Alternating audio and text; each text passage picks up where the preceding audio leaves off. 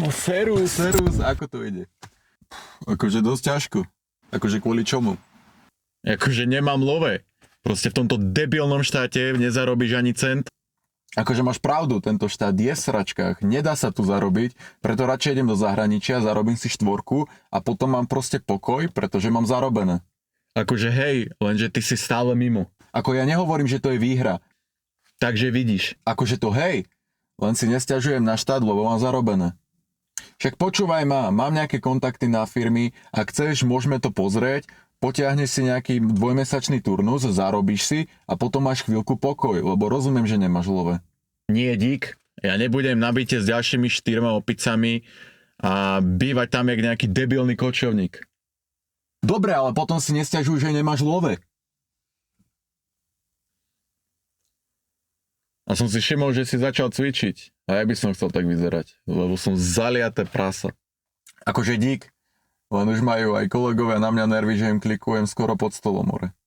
Však počúvaj ma, ak chceš, tak môžeme začať spolu cvičiť.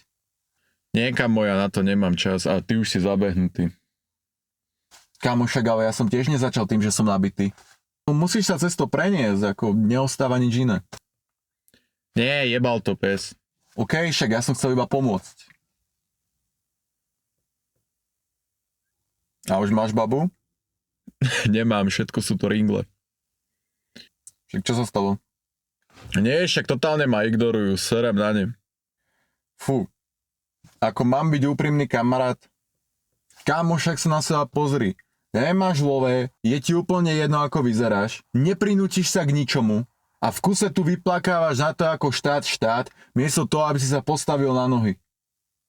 Vieš, čo mám piči?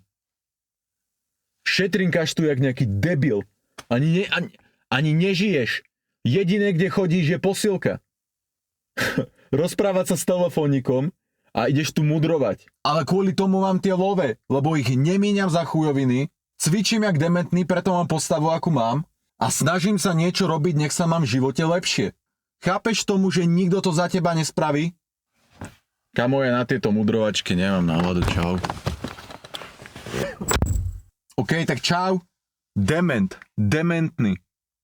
OK, o jedného kamoša menej.